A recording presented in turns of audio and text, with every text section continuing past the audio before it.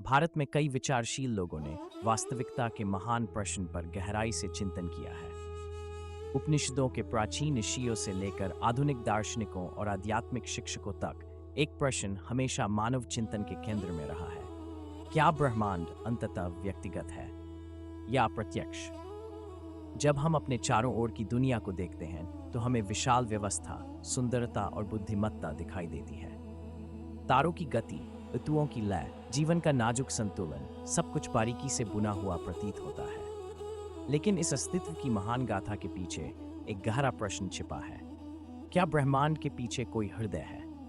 कुछ परंपराएं ये सुझाव देती हैं कि परम वास्तविकता निराकार है, एक अनंत ब्रह्मांडीय सिद्धांत, एक विशाल चेतना जो व्यक्तित्व, इरादा या संबंध से परे है। इस दृष्टिकोण में ब्रह्मांड अर्थपूर्ण हो सकता है, लेकिन यह संबंधपरक नहीं है। यह बस अस्तित्व में है। यह अपनी प्रकृति के अनुसार प्रकट होता है। लेकिन ईसाई दृष्टिकोण कुछ गहराई से अलग पेश करता है। यह दावा करता है कि समस्त वास्तविकता के केंद्र में कोई अमूर्त शक्ति नहीं है, न ही केवल एक निर्जीव चेतना, बल्कि स्वयं प्रेम है।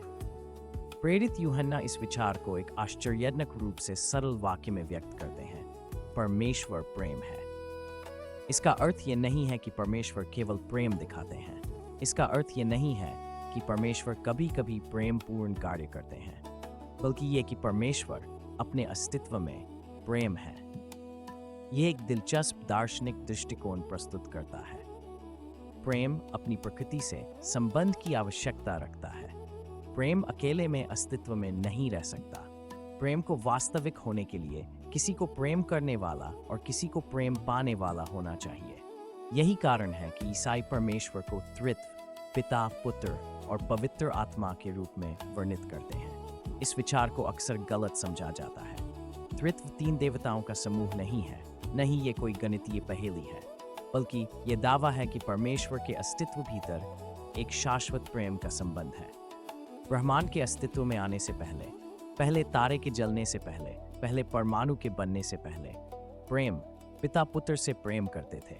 पुत्र पूर्ण प्रेम में प्रतिक्रिया करते थे, आत्मा उस प्रेम के जीवित संगम के रूप में। दूसरे शब्दों में, संबंध कोई ऐसी चीज नहीं है जिसे भगवान ने बाद में बनाया हो। संबंध वास्तविकता की गहरी प्रकृति में ही बुना हुआ है। भारत के लोगों के लिए यह विचार परिचित आध्यात्मिक विषयों के साथ जुड़ सकता है। कई लोगों ने दूसरों के साथ, दुनिया के साथ और अंततः दिव्यता के साथ संबंध की मानवीय हृदय की लालसा पर विचार किया है। भक्ति परंपराएं, उदाहरण के लिए, भगवान के साथ भक्ति और प्रेमपूर्ण संबंध के बारे में सुंदरता से बात करती हैं। ईसाई विश्वास इससे भी आगे जाता है।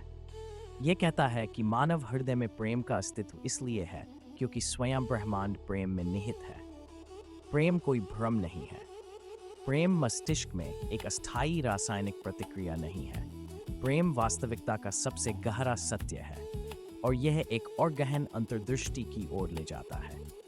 यदि भगवान शाश्वत प्रेम है, तो सृष्टि को उस प्रेम की अभिव्यक्ति के रूप में समझा जा सकता है। भगवान ने ब्रह्मांड को अकेलेपन या आवश्यकता से नहीं बनाया। पूर्ण प्रेम में किसी चीज की कमी नहीं होती, बल्कि सृष्टि एक फव्वारे के बहाव की तरह है। प्रेम अपने स्वभाव से स्वयं को साझा करता है, ये देता है, ये दूसरों को अपनी खुशी में आमंत्रित करता है। ईसाई कहानी कहती है कि मानवता को उस दिव्य प्रेम में भाग लेने के लिए बनाया गया था, भगवान के जीवन में शामिल होने के लिए। और यही कारण है कि ईसाई समझ में यीशु मसीह का जीवन इतना महत्वपूर्ण हो जाता है। ईसाई मानते हैं कि यीशु में भगवान का हृदय मानव इतिहास में प्रकट हुआ।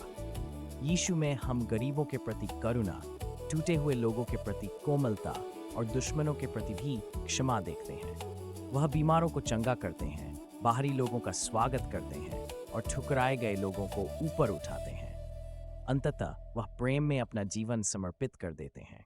ईसाई विश्वास में क्रॉस मात्र एक त्रासदी नहीं है, ये परमेश्वर के चरित्र का अंतिम प्रकटीकरण है। ये दिखाता है कि ब्रह्मांड की सबसे गहरी शक्ति न तो प्रभुत्व है, न हिंसा और न ही भय, बल्कि स्वयं को समर्पित करने वाला प्रेम है।